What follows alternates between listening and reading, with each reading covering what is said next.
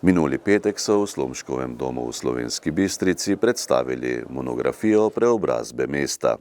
Zgodovinska, arhitekturna in umetnostna dediščina Slovenske Bistrice, avtorice dr. Simone Kostanjšek-Brglez. Slavnostnega dogodka se je udeležilo več kot 300 obiskovalcev. Doktorica Simona Kostanjšek-Brglez je v knjigi združila in nadgradila večletne raziskave, ki so zahtevale skupno več kot 1000 ur dela, opravila je številne intervjuje in pogovore z domačini in sorodniki. Avtorica je med drugim pojasnila, zakaj so za naslovnico knjige izbrali motiv metulja. Ideja se je porodila čisto na koncu. Z urednico in oblikovalcem smo se strinjali, da pustimo naslovnico za konec. Sama pa sem se ves čas v bistvu od začetka ukvarjala z mislijo, kaj dati na naslovnico, čemu dati poudarek, kajti želela sem, da naslovnica prikaže vse, kar je obravnavano. Torej, nisem želela izpostaviti arhitekturnega motiva, ker bi bilo potem to krivično do slikarstva, kiparstva in tako naprej.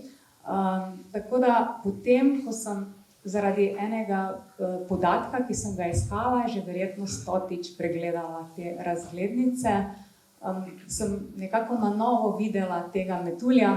Takrat sem rekla, to je v bistvu naslovnica, kajti sam metulj simbolizira preobrazbo, ki je izpostavljena v naslovu. Potem ta obravnava kril, sama obravnava motiva spominja, torej govori o umetnosti, konkretno o grafični, slikarski umetnosti. Na teh krilih pa so v bistvu fotografije delov mesta, tako da so s tem zajete tudi fotografije, tudi razglednice in pa to samo dekle nekako spominja na kiparstvo. Zdaj pa, ker sam metulj tudi simbolizira ta prehod skozi različne cikle, hkrati simbolizira tudi nek prehod, torej nek sprehod skozi zgodovino. Tako da v bistvu je ta motiv tisti, ki pove, o čem govori knjiga. Torej vse, kar je obravnavano v knjigi, je združeno v tem naslovnem motivu. Monografijo je izdalo in založilo Zgodovinsko društvo dr. Jožeta Korobca Slovenska Bistrica. Njeno izdajo pa sta omogočila Znanstveno-raziskovalni center SAZU in občina Slovenska Bistrica.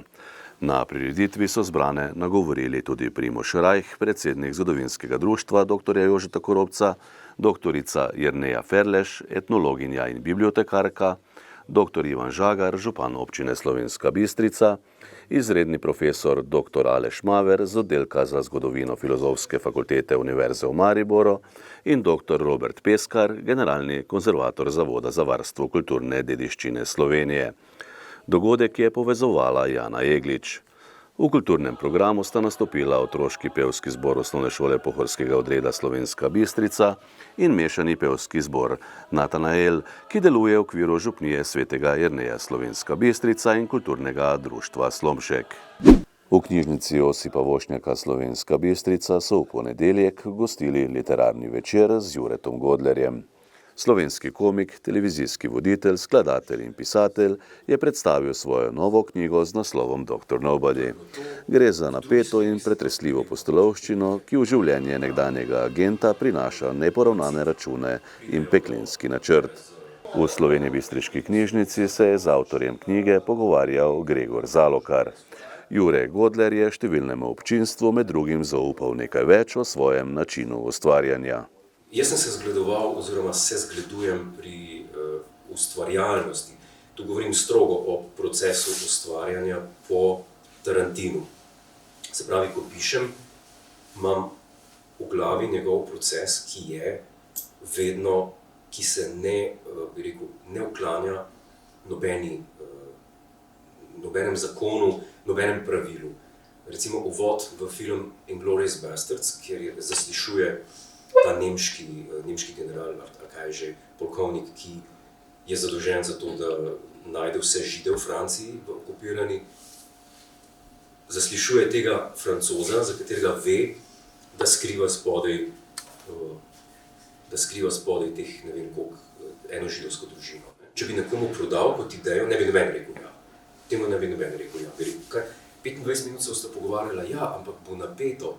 Ja, ne bo napeto, ker 25 minut pogovora je dolg čas. Ni dolg čas, če veš, da je tik pred tem, da vzame pištolo in da vse postreli.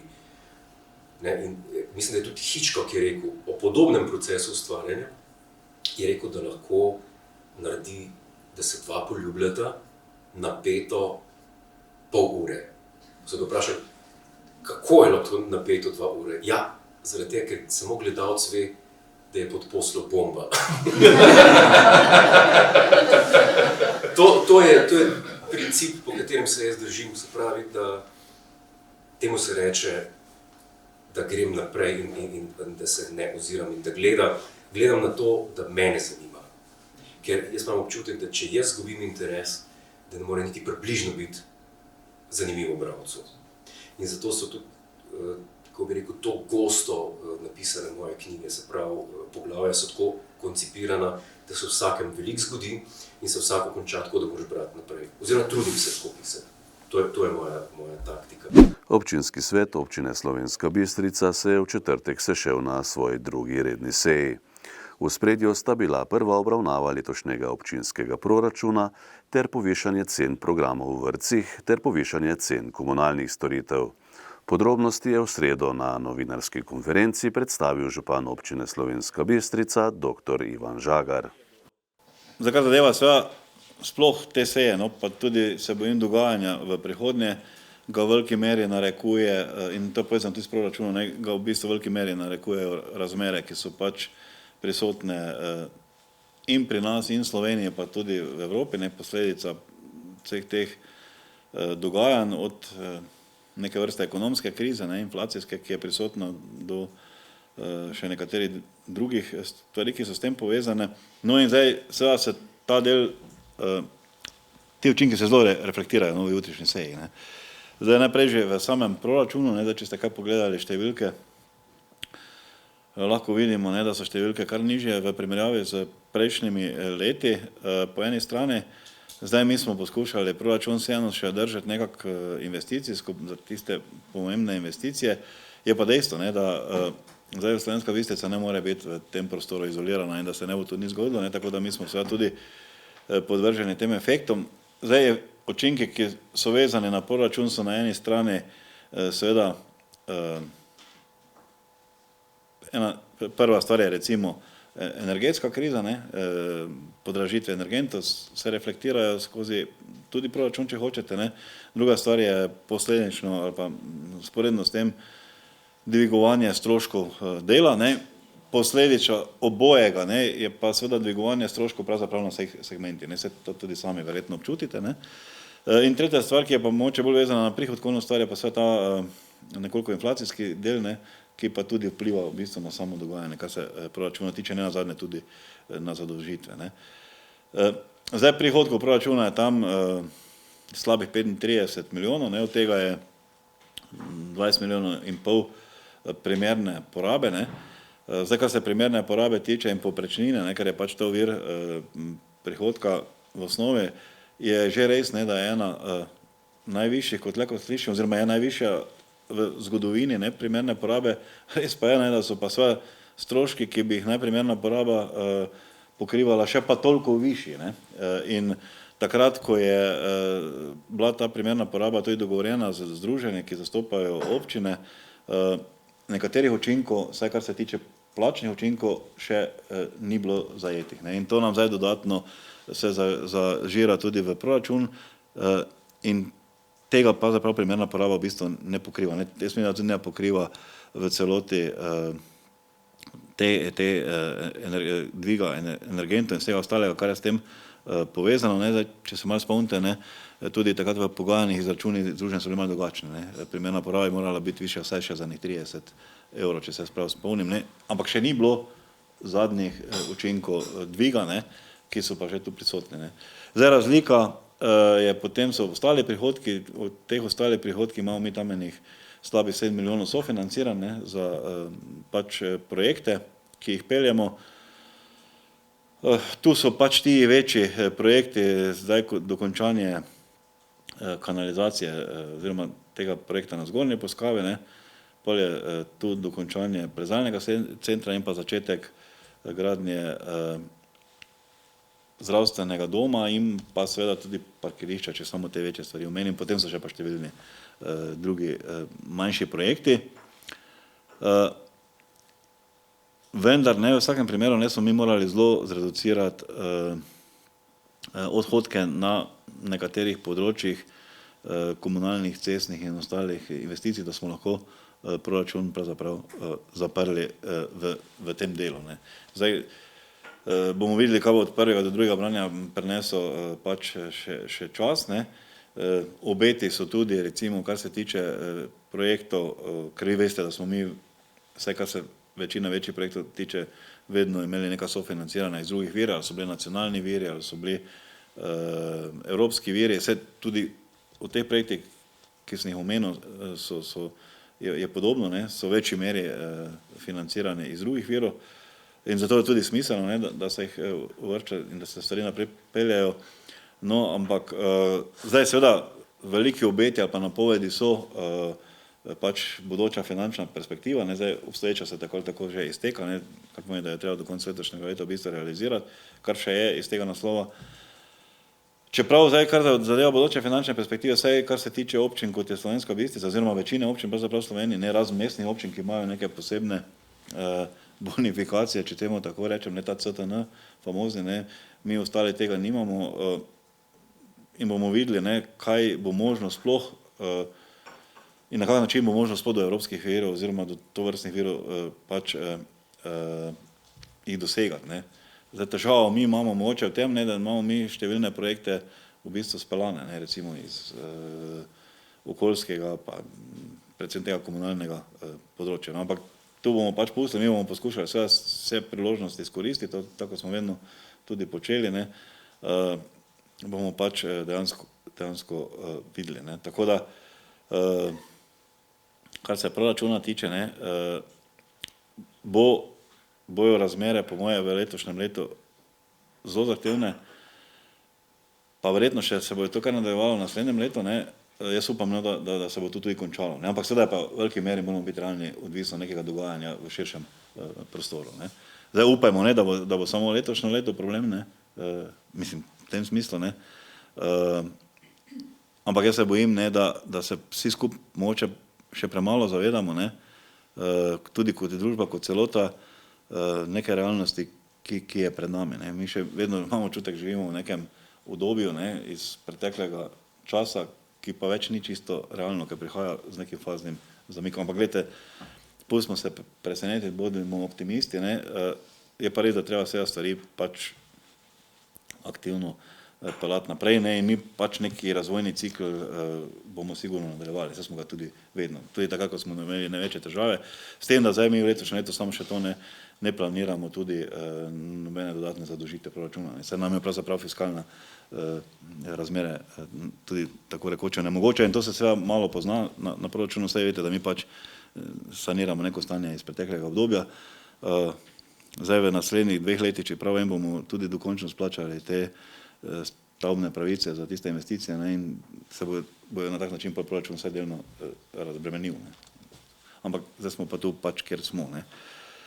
To je, kar se tiče zdaj proračuna, ne, zdaj posledično seveda sta 2 naslednji točki, ne, ki sta verjetno takih, ki zahtevata mogoče pozornost, ne, gre za povišanje cen v vrtcih, ne, in gre za povišanje cen komunalnih storitev. Ne. Zdaj jaz detajle zelo težko komentiram, nekaj predlagatelji so na eni strani vrtci, na drugi strani pač komunalno podjetje, tako da detaljno je fajn, če ste na seji, pa boste verjetno od predlagatelj zelo dobro zvedeli, ne.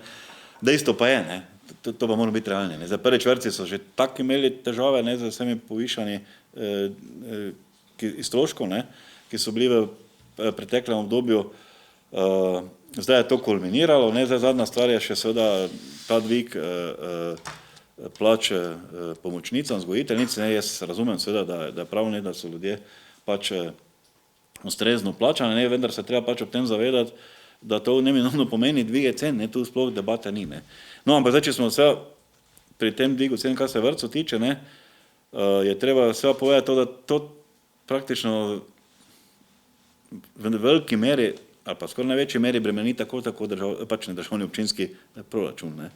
75% tega dviga gre na račun proračuna, v tem dvigu je 83% so plače. Ne.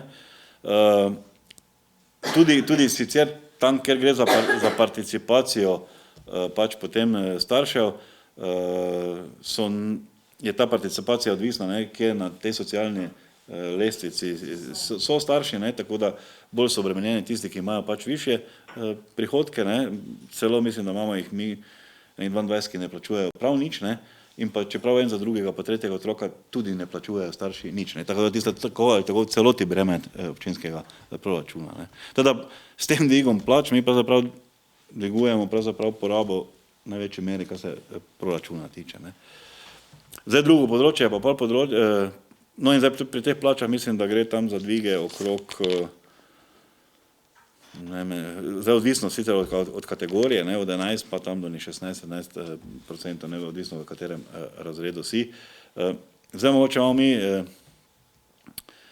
vseeno, no, ker imamo pač ta veliki vrtec, pravzaprav enovit, ne, da je teh nekih fiksnih stroškov manj, ne, ki se pol porazdelijo, ne, in da tudi zaradi tega je pač to recimo bolj ugodno, ne.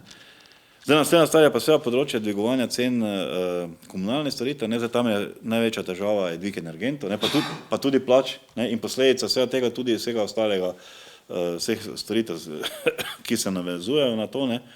Zdaj, tako da tudi tam je bilo za pričakovati in temu ni možno se izogniti, ne, da ne bo prišlo do dviga pač cen, seveda si jih nihče ne želi, ne, se tudi mi jih ne želimo, ne, se tudi delno se to spet vrne v proračune preko materialnih stroškov naših inštitucij in še česa, ne. Gre pa za to, ne, da zdaj v masti, ne, en tak primer izračuna narejen, če ste pogledali gradivo, ne, se pravi za 4-člansko družino, ne, pomeni to celotna položnica dvig, mislim, da je okrog 6 evrov, ne, in to je menda okrog 14%. Ne. V športni dvorani Slovenska Bistrica je minulo soboto potekal 53. pokal Pohorski bataljon v judo. Na tradicionalnem mednarodnem tekmovanju, ki ga je organiziral judo klub Impol, se je pomerilo 140 judoistov in judoistk v kadetski in članski konkurenci. V skupnem seštevku je pokal za najboljšo ekipo prejel ljubljanski Bežigrad. Med člani pa je bila najboljša domača ekipa, ki je osvojila 3 zlate medalje.